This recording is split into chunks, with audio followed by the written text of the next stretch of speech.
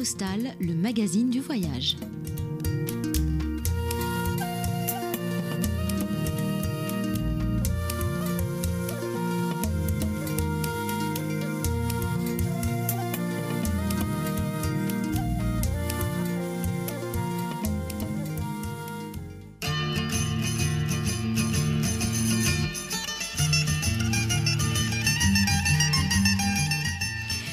Des oliviers centenaires, des montagnes et des vallées sauvages, des forêts parsemées de blocs granitiques, au loin un berger qui veille sur son troupeau de moutons et enfin des plages de sable fin qui bordent des eaux turquoises. Ce matin dans Carte Postale, je vous propose d'aller à la découverte de la Sardaigne.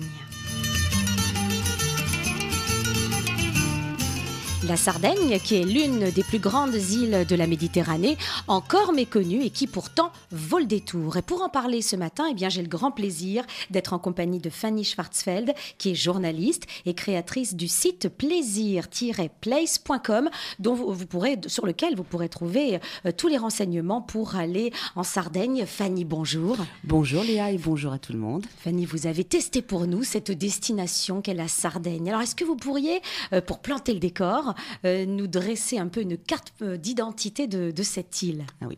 Alors, écoutez, j'ai eu un vrai coup de cœur pour la Sardaigne où je n'étais jamais allée avant, bien que je sois extrêmement amoureuse de l'Italie, pour des raisons tout à fait personnelles. Et, comme vous le disiez Léa, la Sardaigne est la deuxième île de la Méditerranée par la taille. Après la Sicile, elle est 3 fois plus vaste que la Corse, plus vaste que la Crète et plus vaste que Chypre. En 2 chiffres, 24 000 km², 1 700 000 habitants, 8 provinces. Elle est entourée de nombreuses petites îles. Et pour la situer mieux, vous pouvez regarder un petit peu la carte mentalement. Le sud de la Corse touche presque le nord de la Sardaigne. C'est une région les moins peuplées d'Europe. 2,5 millions quand même de touristes par an. Et donc, on va en parler. C'est pas mal. Pas mal du tout. Voilà, même. mais je disais qu'elle était un peu méconnue malgré tout. Bon, elle a cet aspect un peu sauvage, on l'imagine assez sauvage. Est-ce que, et pourquoi d'ailleurs les touristes n'ont pas la Sardaigne en première idée de vacances? Parce que peut-être ils n'ont pas voulu ou pas pu, je ne sais pas exactement, communiquer plus que ça. Ceci dit, quand on en parle, ça les attire quand même. C'est vrai que la première chose qui vient plutôt en tête, c'est de se dire, on va en Sicile, on va à Chypre, on va en Crète voir. Mais voilà, 2,5 millions de touristes, ça veut dire qu'il y a quand même plus qu'un frémissement. Oui, et je voudrais faire un tout petit retour en arrière. On assiste à l'éclosion du tourisme en Sardaigne dès les années 60, voire 62, où l'Agacan investit carrément le nord-est de l'île et crée un mini endroit hôtelier de luxe qui existe encore, qui est assez rigolo. Et donc, de là, évidemment, ils ont compris l'enjeu économique que pouvait représenter la venue des touristes. Voilà, mais la Sardaigne, c'est bien autre chose que ce petit centre commercial, j'allais dire, que l'Agacan a créé. Et c'est ça ce dont on va parler ce matin. Alors, on a bien compris, c'est une île qui vaut le détour parce qu'elle a vraiment retenu votre attention. Je crois que vous avez eu des mots très, très beaux à son égard. C'est une île fantastique, paradisiaque. Oui, c'est vrai, parce qu'elle est multiple.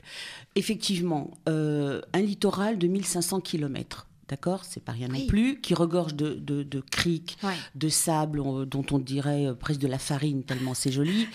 Et puis à l'intérieur des terres, des collines très souvent inaccessibles, des petites montagnes, du maquis, c'est ce qui pourrait effectivement donner l'impression qu'elle ressemble à la Corse, avec qui dans le temps elle était rattachée. D'ailleurs, une petite anecdote jolie, dans le temps effectivement les deux îles étaient rattachées et on dit que Dieu les a séparées et qu'en les séparant il a un petit peu aplati la Sardaigne et que la Sardaigne elle a une forme de pied. Vous voyez, la chaussure italienne n'est jamais très loin. C'est ça, Donc il a un peu écrasé cette pauvre petite Sardaigne.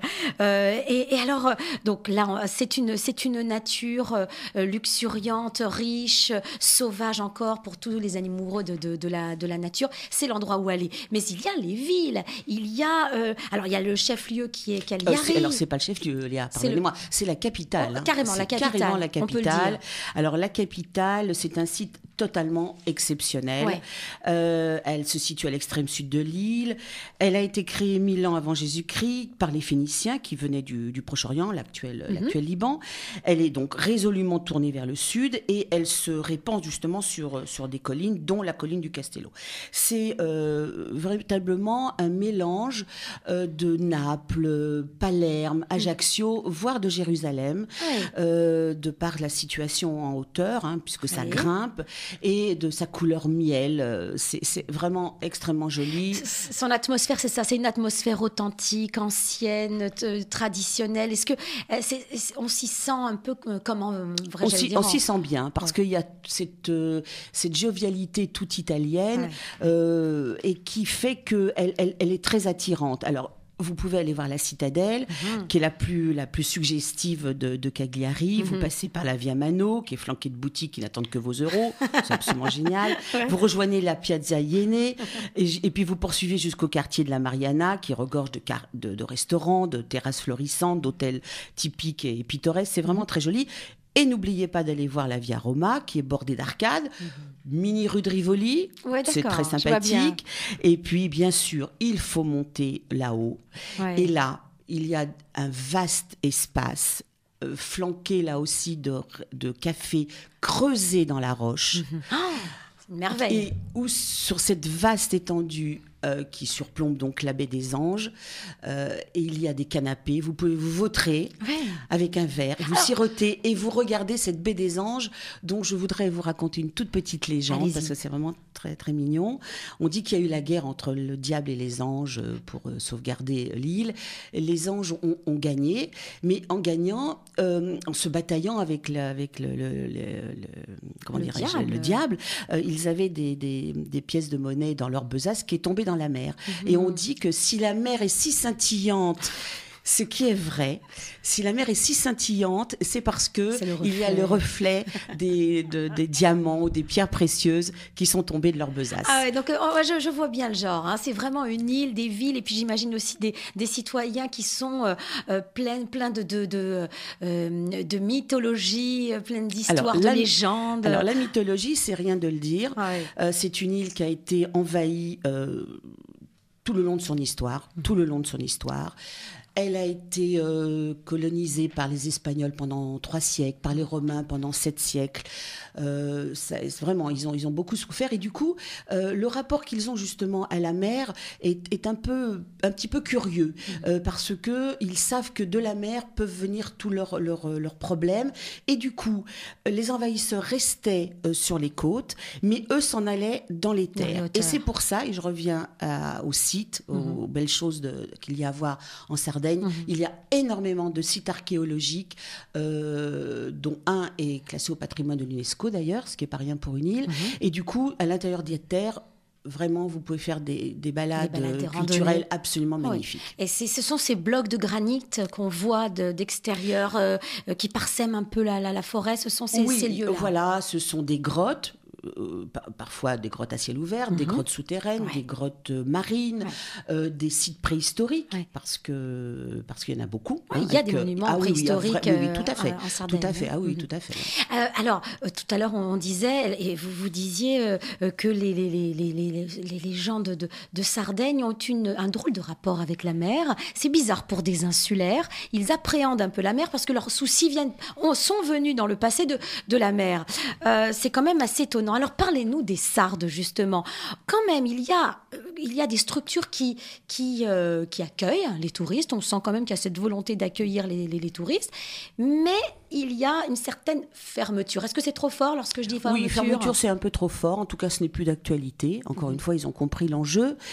En même temps, c'est un rapport de je vais t'aimer, mais je veux que tu m'aimes aussi. Donc, c'est quelque chose à la fois d'un petit peu curieux, mais de très joli à la limite. Ça peut se mériter. Ça peut se mériter l'amour. Ça doit se mériter d'ailleurs. Et donc du coup, c'est vrai qu'ils ont comment dirais-je, tellement bien compris qu'ils ont quand même développé un tourisme. Alors je dirais que il n'y a rien à voir avec le tourisme, par exemple, espagnol, avec des bars d'hôtels, non plus finir. Il y en a, mais ce n'est pas le cas, par exemple, de tout le sud, ou pratiquement tout le sud de la Sardaigne, qui accueille tous les tours opérateurs, hein, bien entendu, mais ça reste quelque chose je dirais, qui n'est pas du tout gênant. Et le Sarde est très accueillant, malgré effectivement ce petit truc là qui fait que petite appréhension.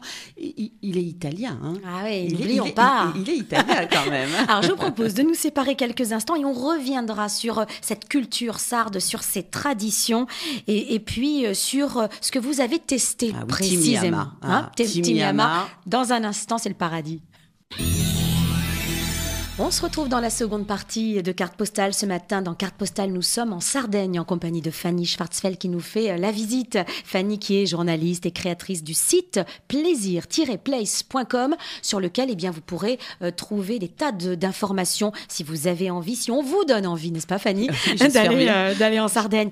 Ah oui, il y a cette nature sauvage, il y a ces plages extraordinaires, c'est un peu une île paradisiaque. Et puis, on parlait juste avant de la culture sarde, de qui sont les Sardes. Il y a un élément quand même, on ne peut pas ne pas parler, c'est la sieste. Oui, alors la sieste, c'est des Italiens. Bien sûr, la singularité de la Sardaigne, c'est qu'encore une fois, elle se protège tout en voulant s'ouvrir et elle est éminemment sympathique. Mais il y a effectivement des traditions qui datent de l'Antiquité, donc cette fameuse île Pisolino, qui est la sieste, qui est une véritable institution.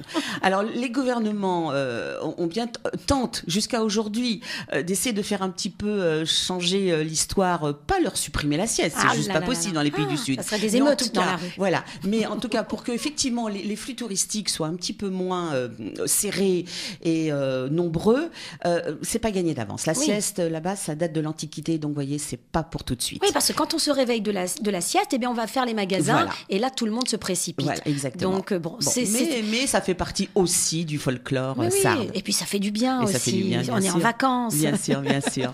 Alors ça, je voudrais m'attarder une petite seconde sur la langue sarde, Léa. Contrairement à ce qu'on pourrait penser, c'est pas de l'italien. Enfin, c'est de l'italien, mais c'est pas d'italien. Comprenne qui pourra. Patois, oui, c'est ça. Hein. Il y a énormément de patois parlés en Sardaigne. C'est une langue romane proche du latin. En vérité, c'est un vrai melting pot. Hein. Donc 80% des Sardes parlent le sarde, 10% parlent le provençal et peut-être que 10% parlent l'italien. Mais avec les mains, on se comprend très très bien. Voilà, là, c'est dans toute l'Italie. Hein, c'est la même chose dans toute l'Italie. Alors, il y a quand même un endroit spécifique que vous avez testé. Et ça, c'est bien pour tous nos auditeurs qui nous écoutent. Si on a envie d'y aller, est-ce qu'on a un parc hôtelier qui nous accueille bien? Et qu'est-ce que ça vaut? Il y a un lieu qui vous fait rêver, je le sais. Oui, alors vraiment, quand je suis allée en Sardaigne, je suis allée dans un endroit, un site qui s'appelle Timiama. Alors, Timiama, ça veut dire peur d'aimer. Après ce que je vais vous en dire, je crois que vous allez l'aimer trop. Les Sardes vont m'en vouloir, la Sardaigne va m'en vouloir, mais tant pis, je prends le risque. C'est un endroit, voilà, quelques heures de Paris. Vous traversez le sud de l'île, pas très très loin de l'aéroport de Cagliari. Vous arrivez dans l'hôtel Pullman, qui est géré donc par le groupe Accor. C'est un de leurs sites premium. C'est un des fleurons du parc hôtelier d'Accor. C'est un endroit absolument magnifique. Vous traversez une île cocotier, vous arrivez dans un lobby sublime, rénové, marbré, aéré, vaste. Il est posé en vérité, l'hôtel, comme un caillou précieux. Une fois que vous avez dépassé le lobby, vous tombez sur une immense terrasse. En contrebas, la piscine à débordement Dolce Vita, incroyable. Ensuite, il y a un lac salé naturel, fermé, et dans la continuité, la mer. Oui, vraiment, c'est absolument magnifique. Vraiment, vous en prenez plein la vue. C'est formidable.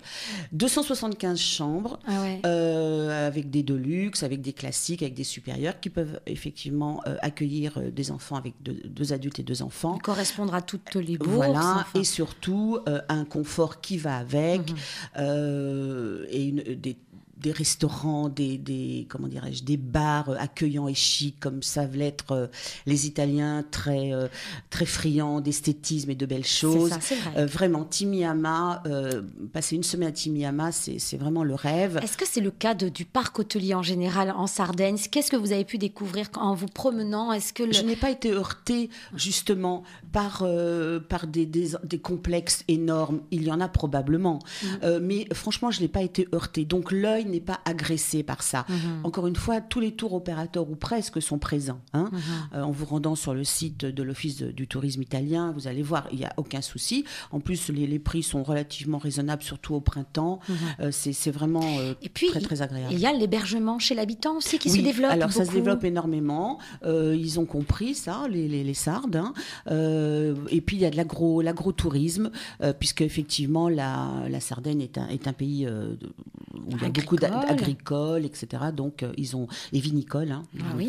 Donc, ils ont bien compris ça et ils peuvent accueillir. Il y a encore de la marge.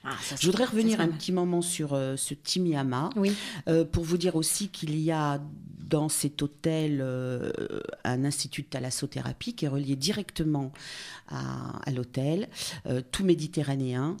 Je voudrais vous conseiller, si vous voulez rester dans un état proche de l'Ohio, le soin raffermissant au jus de figue, de barbarie et d'arbouze.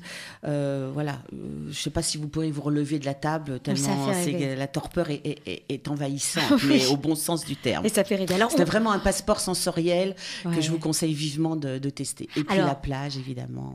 Si c'est un passeport sensoriel, on y mange bien, j'imagine aussi. Alors, la gastronomie sarde. La gastronomie sarde, alors vraiment, vraiment, tout est bon. C'est vrai, mais c'est vrai. Alors, on distingue deux grandes parties dans la gastronomie sarde. Celle qui vient de la mer, di mare, et celle qui vient de la terre, la cuisine di terra. Ils ont tout. Oui, les légumes, les fruits. Les légumes ont une saveur intense. On retrouve vraiment le goût des vrais légumes, et particulièrement de l'artichaut. Alors l'artichaut, c'est là aussi presque une institution. C'est vrai qu'on le mange cuit et cru là-bas. On le mange cru et cuit. Et par exemple, vous avez un gâteau d'artichaut qui est un mélange de feuilles tendres d'artichaut mélangé de pain brisé, cuite avec un mélange d'œufs et de fromage. Le tout à raiser d'huile. Attention, les hanches, mais bon, ça fait plaisir à l'esprit, c'est déjà ça. L'huile d'olive. Bien sûr, ils ont des oliviers multi-centenaires. Bien, l'artichaut, c'est vraiment quelque chose de très intéressant, et les papilles sont comblé. Oui, et puis le fromage. Le fromage, aussi. Essentiellement de brebis, peu de fromage de vache, mais il y a de quoi faire. Et puis la viande pour les amateurs, parce que la Sardaigne est une terre de chasse et d'élevage très généreuse. Réellement, je n'ai à aucun moment été déçue par cette cuisine. On y trouve, et les poissons, bien sûr, il y a aucun problème. Le thon, la langouste, les fruits de mer pour ceux qui en mangent. Et puis les pâtes, on est en Italie. Alors les pâtes, c'est incontournable, bien évidemment. Pasta et basta. Non, bien sûr. La pizza aussi. Mais je dois dire que les pâtes et les pizzas, là-bas, ils ont une saveur toute particulière. Et je voudrais revenir une petite seconde sur Timihama, sur un des restaurants qu'ils ont qui s'appelle le Igenepri, qui surplombe la mer, qui est juste hollywoodien au possible. Personnellement, j'adore. Des gros coussins vous attendent sur la pelouse. Plutôt Cinecittà. Oui, voilà. Des gros coussins vous attendent une fois que vous avez mangé, déjeuner ou dîner. Et réellement, ils vous servent, quand vous mangez du poisson dans cet endroit-là au Igenepri, ça n'a pas la même saveur non plus, tellement l'environnement est sublime. Bon, alors une fois qu'on a passé de bonnes vacances, on a bien mangé, on s'est bien reposé, on en a pris plein les yeux, mais qu'est-ce qu'on va rapporter de cette île de la Sardaigne? Bien sûr, des photos, ça, j'imagine. Bien sûr. Si on arrive à capturer les couleurs. Les couleurs sont donc couleur miel pour tous les sites archéologiques et Cagliari, couleur dégradée de turquoise sur la mer. Les Sardes ont fait un travail de conservation, de préservation de leur environnement naturel. C'était pas gagné. Pour résister aux sirènes justement du tourisme invasif. Réellement, ils ont bien protégé leur littoral. Ce qu'on peut ramener de Sardaigne, bien écoutez, des bijoux, des tapisseries, des nappes. Ils sont très friands de nappes en lin ou en coton, du vin. raisonnablement. Ils ont des très jolis... Il y a une montée qualitative de la production du vin en Sardaigne très, très notable. Et puis, bien sûr, des olives incontournables. Et bon, vous pouvez ramener vraiment des très jolis beaux souvenirs. Et puis, des chaussures italiennes. Et les chaussures, on a parlé de chaussures en début d'émission. Merci beaucoup, Fanny, de nous avoir fait un peu voyager avec cette émission haute en couleurs, des couleurs de la Sardaigne. À très bientôt, dans notre émission Carte Postale avec d'autres tests. À bientôt, au revoir. Bon voyage en Sardaigne. Je rappelle que nous retrouvons toutes les informations sur plaisir-place.com. Rubrique voyage. Bon voyage à Timiyama. Merci. Carte Postale, le magazine du voyage.